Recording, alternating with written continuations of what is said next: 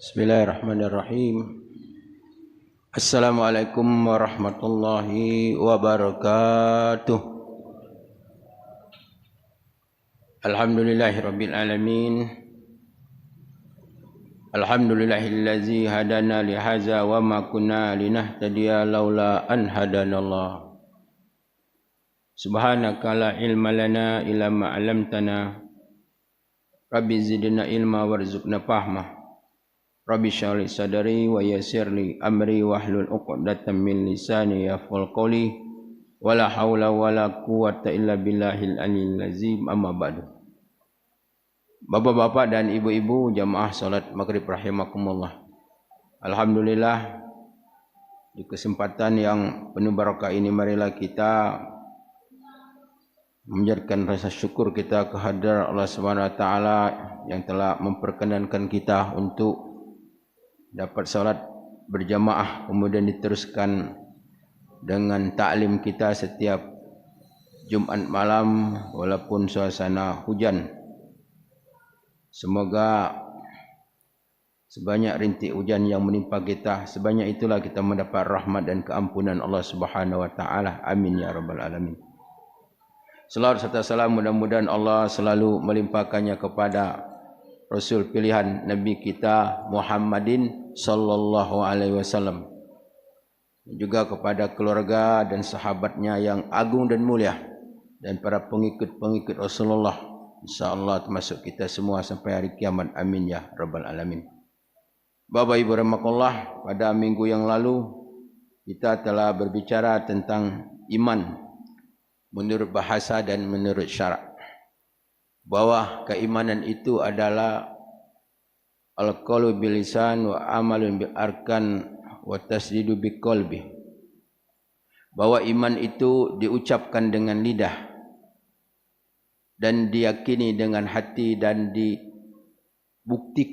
dengan amal perbuatan kita. Kemudian keimanan itu di dalam berucap, di dalam berbuat, baik yang diucapkan oleh hati yang merupakan mentasdid, membenarkan, meyakini tentang Allah Subhanahu wa taala, tentang hal-hal yang wajib untuk diimani. Ini adalah yang diucapkan oleh hati dan yang diamalkan oleh hati, seperti keikhlasan, rasa harap kepada Allah, takut kepada Allah Subhanahu wa taala, tawakal kepada Allah Subhanahu wa taala. Ini merupakan al-amalul qulub, amal-amal hati. Kemudian pada malam hari ini kita akan berbicara tentang tingkatan-tingkatan iman. Jadi iman itu punya tingkatan-tingkatan. Terutama sekali yang kita bicarakan adalah imannya manusia. Bapak Ibu rahimakumullah,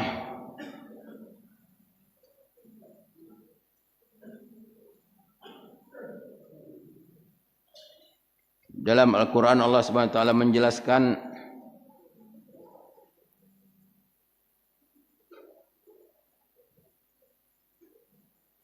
summa awrasnal kitab allazina istafa min ibadina faminhum zalimun li nafsi wa minhum muqtasid wa minhum sabiqun bil khair bi iznillah zalika huwal fadlul kabir.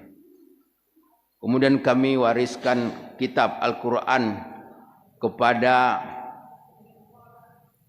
hamba-hamba kami yang kami pilih.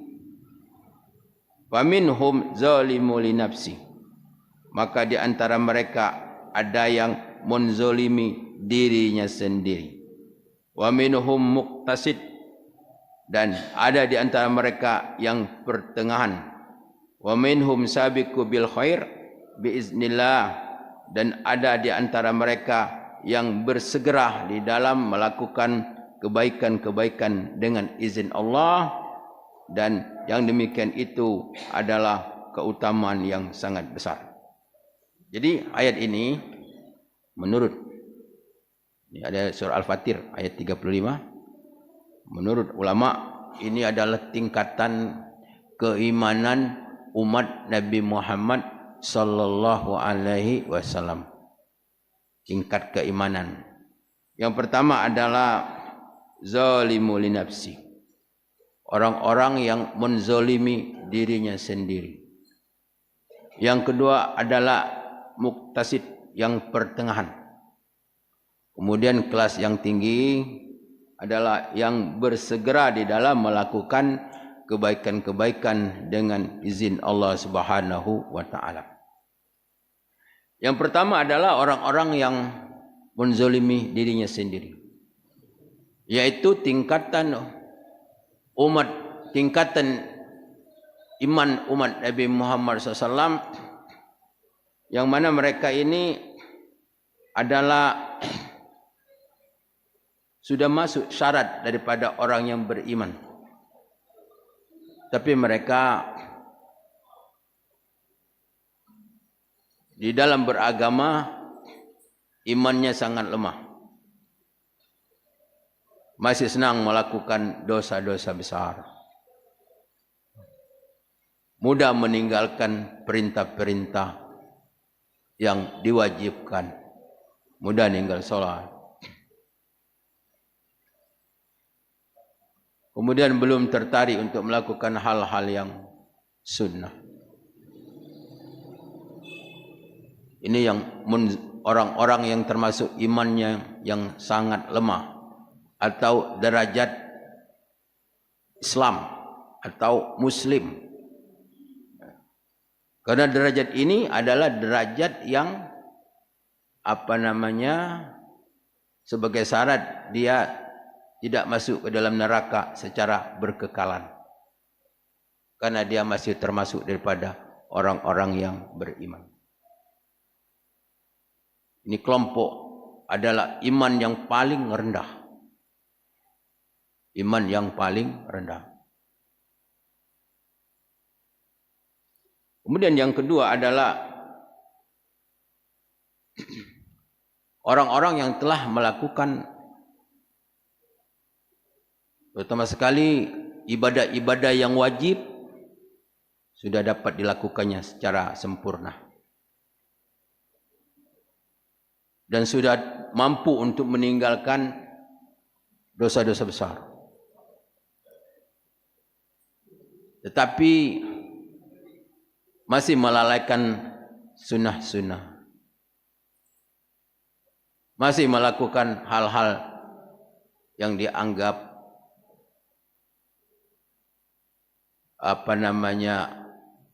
makruh. Hal-halnya makruh. Makruh itu artinya dibenci Tuhan. Benci Allah. Itu masih dianggap, masih doyan. Ini namanya orang-orang yang muktasid. Jadi di dalam melakukan ibadah-ibadah yang wajib, alhamdulillah. Tapi di dalam hal-hal yang sunnah masih belum sempurna. Dan masih di dalam meninggalkan hal-hal yang dosa-dosa besar sudah jauh. Tetapi di dalam hal-hal yang makruh masih dilakukan.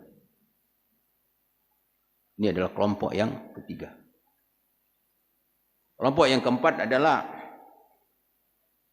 yang dijelaskan oleh Allah Subhanahu wa taala, fastabiqul bil khair wa minhum sabiqu bil khair.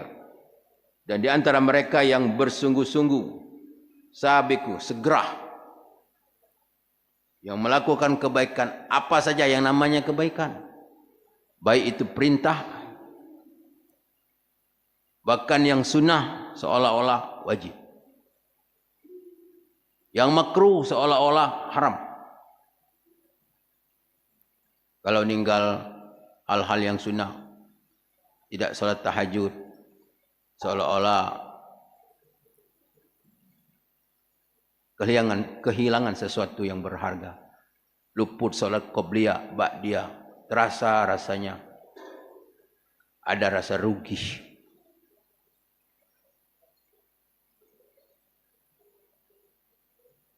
Jadi yang seperti beginilah yang sudah termasuk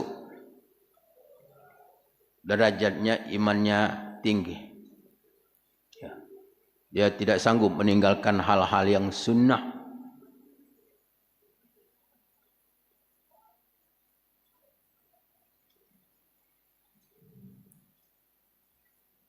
Ini adalah derajat umat Nabi Muhammad sallallahu alaihi wasallam. Kemudian tingkatan-tingkatan imannya seseorang itu, orang yang paling tinggi imannya siapa? Para nabi dan rasul. Kemudian para sahabat. Sahabat Rasulullah sallallahu alaihi wasallam. Allah pernah memperlihatkan bagaimana iman umat Nabi Muhammad sallallahu alaihi wasallam seperti imannya Abu Bakar Siddiq. Yang mana imannya Abu Bakar Siddiq ini, kata Rasulullah SAW, ada kata seluruh umatnya ini keimanannya dikumpulkan belum separuh dengan imannya Abu Bakar Siddiq. Ini sahabat Rasul sallallahu alaihi wasallam, sahabat jalil yang dijamin masuk surga. Maka ada orang yang mencelah Abu Bakar Siddiq, bahkan mengkafirkannya, padahal dia belum tentu, belum ada jaminan masuk surga. Orang-orang Syiah.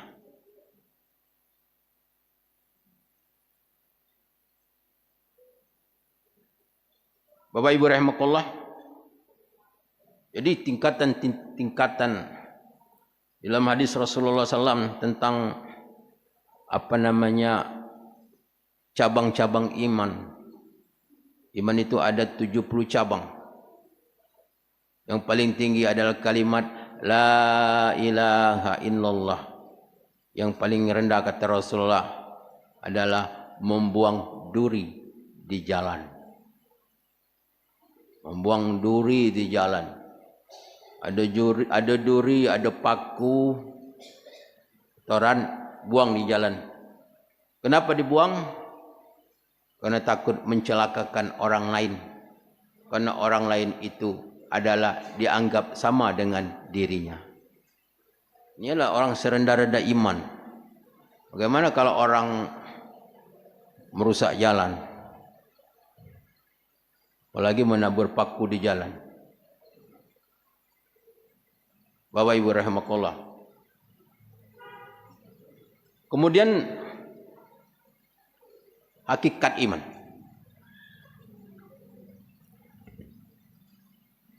Iman dapat bertambah dan dapat berkurang. Bertambahnya iman dengan ketaatan dan berkurangnya iman dengan berbuat maksiat. Ada di dalam istilah kajian-kajian Islam, yaitu futur. Apa itu futur? Futur itu hilangnya kesenjangan. Misalnya rajin ke masjid, tahu-tahu hilang. Mana si anu nak ke masjid? Ini namanya futur.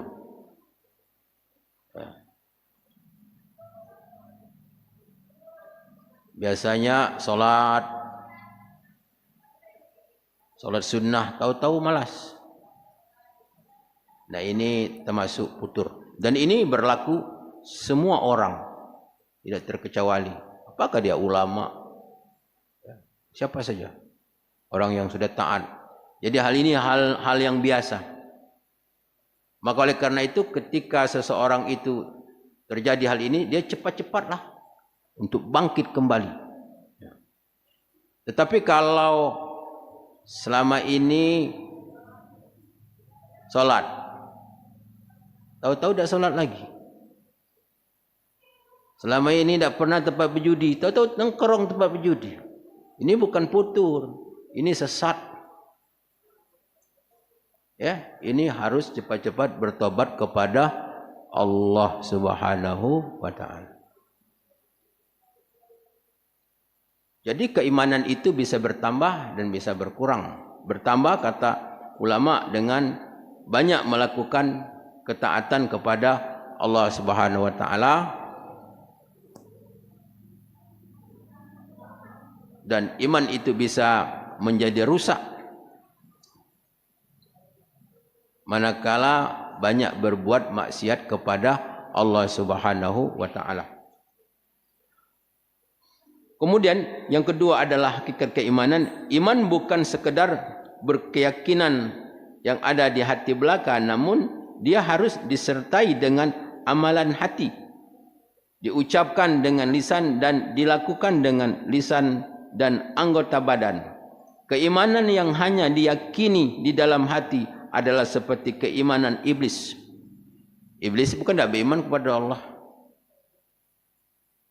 tetapi keimanannya tidak diikuti dengan ketaatannya, maka jadi adalah kafir, mengingkari perintah Allah Subhanahu wa taala.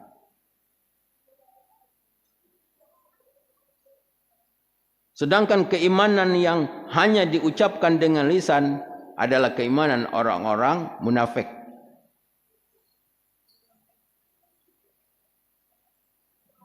Sebagaimana firman Allah Subhanahu wa taala di dalam surah Al-Baqarah ayat 8, "Wa minan nasi may yaqulu amanna billahi wal yawmil akhir wa ma hum bimumin." Dan ada di antara mereka yang mengatakan, kami benar-benar beriman kepada Allah dan kampung akhirat. Wa ma hum bimumin, dan tidaklah mereka itu beriman. Jadi iman mereka ditolak. Siapa yang nolak? Allah. Bukan Rasulullah, bukan ulama, Allah. Apa kata Allah? Wa ma hum bimu'minin. Mereka tidak beriman. Kenapa tidak beriman? Karena beriman mereka hanya sebagai ucapan, sebagai slogan, sebagai iman keturunan. Tapi iman adalah tidak secara utuh. Ini adalah orang-orang munafik. Ada juga orang yang dikatakan orang-orang yang setengah beriman. Setengah beriman. Gimana setengah beriman? Bagaimana firman Allah Subhanahu wa taala di dalam surat Al-Hajj ayat 11. Wa minan nasi may ya'budullaha 'ala harf fa inna sabahu khairun min nabih wa in asabathu fitnatun qalaba ala wajhihi khasira dunya wal akhirah zalikal huwal khusranul mubin. Dan ada di antara manusia yang menyembah Allah ala harfin. Ala harfin itu artinya di tepi jurang. Apa arti ala harfin? Dalam tafsir itu jelaskan ragu. Jadi imannya ragu, setengah-setengah beriman. Bagaimana dia setengah beriman? Keraguan dalam beriman. Yaitu fa'in asabahu khairu itma'in nabih. Kalau dia mendapatkan kebaikan, ibadahnya mantap. Badan sehat, usaha lancar, rezeki banyak, ibadatnya mantap. Fa'in asabat fitnatun in qalaba ala wajhihi. Tapi ketika mendapat kesulitan, mendapat kesukaran, sibuk, ibadatnya berhenti. Jadi ibadat itu menurut sikon. Nah ini yang seperti ini menurut Al-Quran adalah orang-orang yang setengah beriman. Jadi iman itu harus istiqomah. Istiqomah. Makanya ada seorang sahabat bertanya kepada Rasulullah SAW. Ya Rasulullah, ini ajaran Islam ini banyak sekali. Datang lama. Coba ajarkan kepada suatu amal yang amalnya dikit, aku amalkan, aku masuk surga. Kata Rasulullah, Qul amantu billah sumastaqum. Katakanlah aku beriman kepada Allah, kemudian istiqomah. Istiqomah. Sekali beriman, tetap beriman sampai mati. Surga. Jadi nak istiqomah.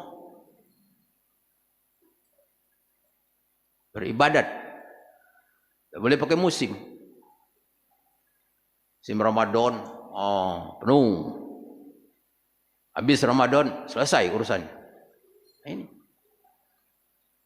Memang daripada tak sama sekali. Tapi kalau kita ingin mendapatkan suatu keimanan yang sempurna menurut Al-Quran, ini menurut Al-Quran. Karena iman yang benar itu iman yang menurut Al-Quran, bukan menurut pendapat ulama. Pendapat ulama belum tentu benar, tapi menurut Al-Quran. Bapak Ibu rahimakumullah. Kemudian hakikat tentang keimanan tadi. Iman merupakan dasar dan asas yang paling pokok dari diterimanya amalan seseorang. Tanpa adanya keimanan yang benar, maka segala amal kebaikan apapun bentuknya tidak akan diterima oleh Allah Subhanahu wa taala. Jadi iman ini syarat nak diterima amal. Sekarang kalau orang non muslim, dia umpamanya memberi bantuan, ada tak pahalanya? Pahalanya ada. Apa pahalanya? Pahalanya di dunia. Dia disanjung, dia dihormati. Itu si anu itu, dia bukan muslim, dia dihormati. Itulah pahalanya di dunia. Karena dia banyak berbuat baik. Biasanya dia mati tenang. Padahal dia bukan Islam. Matinya tenang. Kenapa? Karena kematian itu masih di dunia. Jadi dia masih mendapatkan kebaikan atas perbuatan baiknya. Tetapi dia tidak mendapat apapun pahala sisi Allah Subhanahu wa taala. Walaupun dia banyak berimpak, bersedekah, kalau dia mati setelah di alam barzah dari kiamat, dia tidak mendapatkan pahala. Karena kebaikannya hanya sebatas di dunia. Tapi kalau orang-orang yang beriman, maka dia akan mendapatkan pahala. Pahala dunia, pahala akhirat. Pahala dunia, pahala akhirat. Bagaimana firman Allah Subhanahu wa taala, banyak ayat-ayat yang menerangkan. Man amila sholihan min zakarin aw unsa wa huwa mu'min wa ulaika yadkhulunal jannah.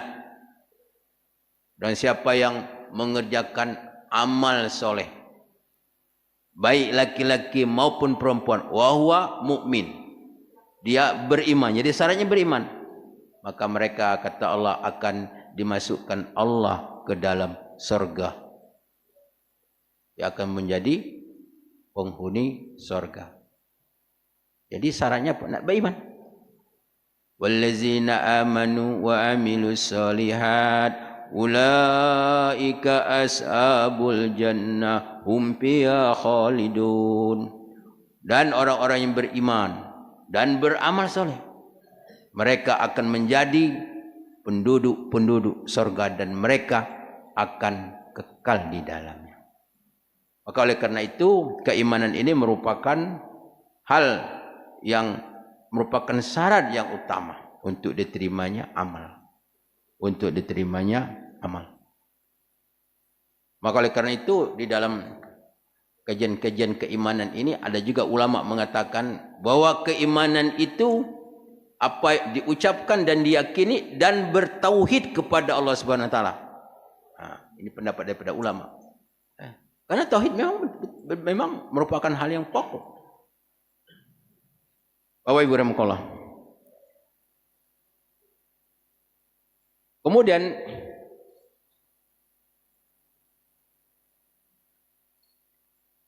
iman harus utuh dan sempurna, tidak boleh sepotong-sepotong atau hanya menerima sebagian cabang iman dan menolak cabang iman yang lain.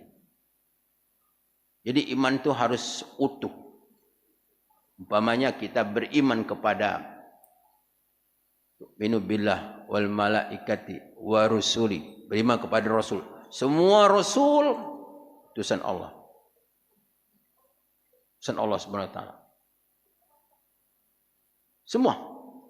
Kalau orang ngaku Islam, aku tidak beriman dengan Nabi Musa, maka dia keluar dari keimanannya. Walaupun beriman kepada seluruh Nabi.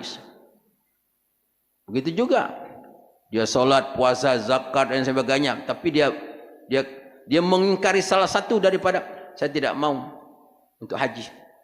Mengingkari. Maka batallah imannya. Mengingkari salah satu daripada apa yang dibawa oleh Nabi Muhammad SAW.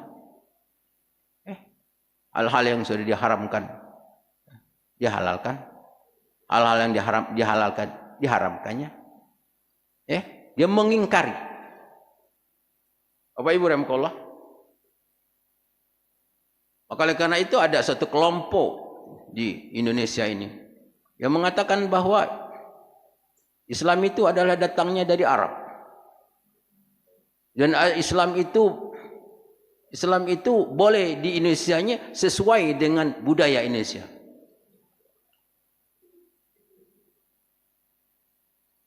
Ini jelas adalah bentuk mengajar manusia agar kafir kepada Allah Subhanahu wa taala. Kenapa? Karena Islam itu bukan datang dari Arab. Lihatlah, kenapa Rasulullah diusir dari Mekah? Padahal itu tempat dia lahir. Kenapa dia diusir dari Mekah? Kenapa dia hijrah ke Madinah? Kenapa dia mau dibunuh? Karena dia membawa Islam. Jadi Islam itu bukan datang dari Arab. Islam adalah datang dari Allah Subhanahu wa taala. Lillahi ma fis samawati wa fil ardh. Milik Allah, langit dan bumi.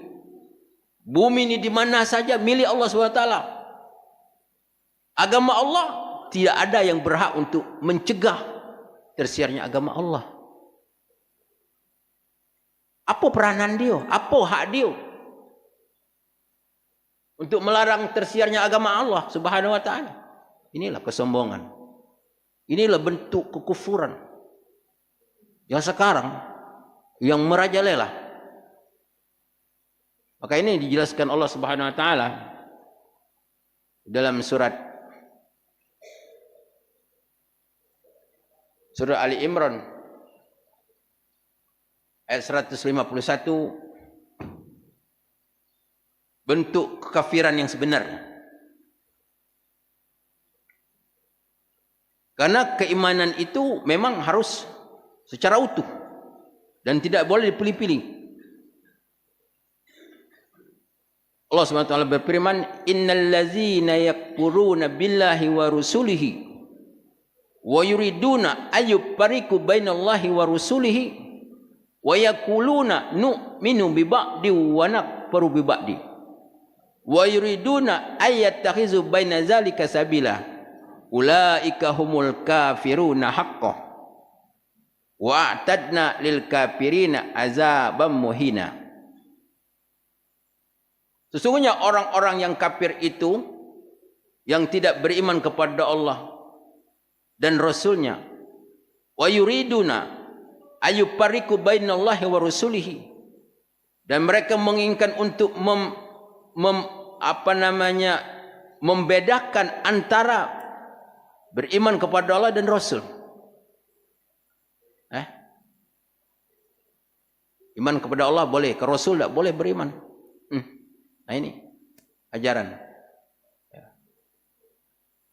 Apalagi wa yaqulun, dan mereka berkata nu'minu bi ba', kami beriman dari sebahagian, wa nakfuru bi ba', dan mengingkari sebahagian. Nah ini ayat ini menjelaskan. Kami beriman, beriman dengan ajaran Islam sebagian yang cocok dengan budaya, yang cocok dengan tradisi, Yang tidak sesuai dengan tradisi kami tolak. Yang seperti ini, apa kata Allah? Ulaika humul kafiruna haqqo. Mereka itulah yang kafir yang sebenar-benarnya. Ini kan dalam surah Ali Imran, surat An-Nisa ayat 151. 151. Buka di rumah. Jadi bentuk kekufuran yang sebenarnya adalah orang yang beriman sebagian, tidak beriman sebagian. Menerima sebahagian hukum Allah, tidak menerima sebahagian hukum Allah. Ulaika humul kafiruna haqqo, kata Allah. Itulah kekafiran, kekufuran yang sebenar-benarnya. Wa atadna lil kafirina azaban muhina, dan kami siapkan, kata Allah, bagi mereka-mereka yang ingkar itu azab yang sangat hina. Jadi kalau ada satu ajaran yang menolak sebagian ajaran yang dibawa oleh Nabi Muhammad sallallahu alaihi wasallam dan menerima sebagian kerana tidak cocok dengan budaya, dengan apa namanya kearifan lokal, macam-macam lah ini bahasa-bahasa dia itu kan, ya, maka hati-hatilah kita. Jadi di sini bahwa iman harus utuh. Jadi keutuhan di dalam kita menerima apa yang dibawa oleh baginda Nabi Muhammad SAW. Beriman. Dan tidak boleh kita beriman sebahagian dan menolak sebahagian.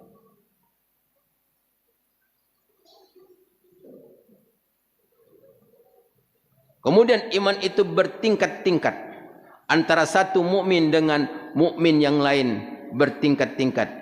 Iman yang tertinggi adalah iman yang dimiliki oleh para nabi dan rasul dan ulul azmi. Kemudian iman para nabi selain mereka di antara manusia lain, mereka yang paling tinggi imannya adalah sahabat Abu Bakar Siddiq. Jadi Abu Bakar Siddiq, jadi para nabi dan rasul. Para nabi dan rasul, para nabi ulul azmi yang lebih tinggi, lebih kuat keimanan mereka. Siapa itu? Nabi Musa, Nabi Ibrahim, Nabi Musa, Nabi Isa, Nabi Musa, Nabi Muhammad sallallahu alaihi wasallam. Dan mereka paling banyak cobaan, paling berat cobaan-cobaan mereka, ya. Karena mereka adalah para nabi dan rasul, ya, yang sangat kuat keimanan mereka. Karena imannya para nabi dan rasul itu, semakin mereka mendapatkan bala musibah, semakin naik terus. Kalau orang munafik, iman itu nyungsep. Summa amanu summa kafaru fatubi'a ala qulubihim. Kemudian dia beriman, kemudian kafir. Maka Allah tutup hati mereka. Namanya mantan orang yang beriman. Kalau mantan bupati, mantan kades bagus. Tapi yang jahat apa? Mantan orang beriman. Na'udzubillah min zalik. Bapak Ibu rahimakumullah. Kata iman, masih berapa menit lagi? 10 menit lagi. Ya. Ya. Jadi iman ini antara keimanan dan Islam apa? Iman Islam sama. Iman Islam sama. Jadi kalau Islam itu adalah yang menyangkut tentang lahiriah. Seperti kita solat, kita puasa, yang dapat dilihat perintah-perintah agama, itu namanya Islam. Islam. Dalam hadis Rasul dikatakan al-Islamu alaniyah, al-imanu fi qalbi. Islam itu alaniyah, jelas. Orang itu tengok salat, Islam dia. Orang itu pergi ke masjid, Islam dia. Orang itu puasa, Islam. Orang itu zakat, Islam. Orang itu haji, Islam. Islam itu jelas, kelihatan. Al-imanu fi qalbi. Tapi iman tidak bisa dilihat. Iman itu di hati. Iman itu ada di hati. Jadi kalau Apa arti iman? Iman percaya. Apa arti Islam? Islam menyerahkan diri. Islam artinya istislam, menyerahkan diri kepada Allah. Orang tidak akan menyerahkan diri kepada Allah kalau dia tidak percaya kepada Allah Subhanahu wa taala. Jadi keimanan dan keislaman itu sebenarnya sama. Tetapi ketika dipisah, sehingga di dalam kajian-kajian para ulama, kullu mukmin muslim walaisal muslim mukmin. Setiap orang beriman pasti dia Islam, tapi tidak semua orang Islam beriman. Tidak semua orang Islam beriman. Islam ketipi, Islam keturunan. Wallahu alam. Bapak Ibu rahimakumullah, demikian kajian kita tentang hakikat daripada keimanan. Hakikat daripada keimanan. Mudah-mudahan pertemuan kita pada malam hari ini mendapatkan barokah dan keampunan dan menjadi bekal kita ketika kita sudah berada di kampung akhirat. Amin ya rabbal alamin. Saya mohon maaf atas segala kekurangan kesilapan kepada Allah menampun. Wabillahi taufiq wal hidayah. Assalamualaikum warahmatullahi wabarakatuh.